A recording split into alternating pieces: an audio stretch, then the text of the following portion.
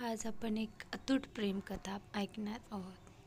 आनंद लाल आणि सरिता यांच्या लग्नाला आता 50 वर्ष पूर्ण झाली होती. या दोघांचे वय 75हून अधिक होते. दोघांनीही आपलं संपूर्ण आयुष्य एकमेकांसोबत खूप आनंदात घालवलं होतं. दोघेही दोन शरीर आणि एक आत्मा म्हणून जगले. सुखदुःखासोबतच त्यांनी त्यांची वैयक्तिक गुपितेही एकमेकांना सांगितली होती.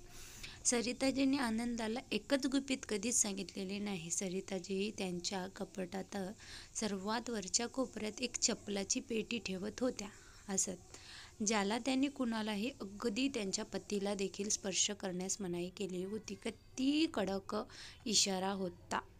सरिताजींनी त्यांच्या पतीला सांगितले होते की वेळ आल्यावर ते त्या पेटीचं रहस्य त्यांना नक्कीच सांगतील. आनंदलाल यांनाही याबाबत काहीही पर्वा नव्हती. हसत खेळत अनेक दशके उलटून गेली आहेत. जसे जसे त्यांचे वय वाढत गेले तसे तसे त्यांचे शरीर अशक्त होत गेले आणि सरिताजी रोगाशी लढत असताना हार मानू लागल्या. मग त्यांचे शेवटचे दिवस जवळ आले आहेत हे जाणून त्यांनी आनंदलाल आपल्याकडे बोलावले आणि त्यांच्या कपाटात बंद असलेल्या तिच्या आयुष्यातील एकमेव रहस्याची ओळख करून दिली. सरिताजींनी आपल्या नवऱ्याला पेटी आणायला सांगितली.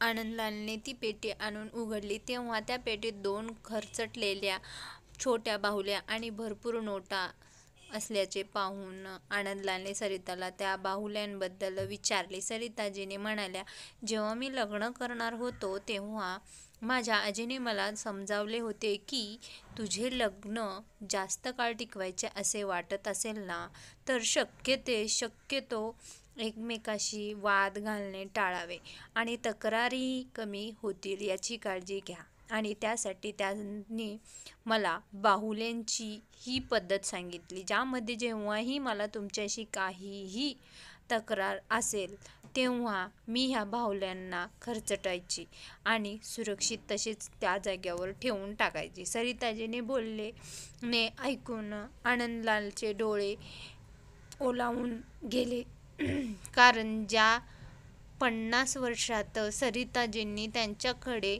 फक्त 2दा तक्रार केली होती, हा विचारच त्यांच्यासाठी अगदी खूपच आनंदमयी होणारा होता. त्यांनी 100 रुपयांच्या नोटांच्या ढिगाऱ्यांबद्दलही त्याची मोजणी केली असता त्याची किंमत 1 लाखापेक्षाही जास्त होती.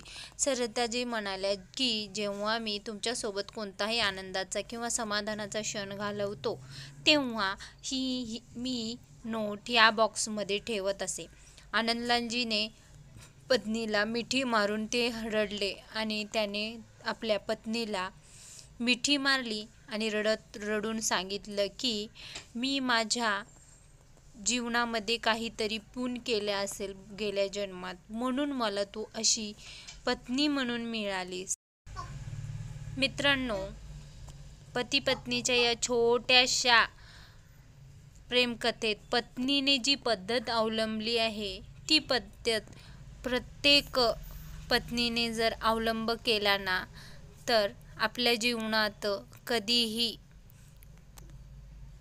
छोट्या छोट्या गोष्टीवरून भांडणे होणार नाहीत आणि संसारही विस्कळीत होणार नाहीत.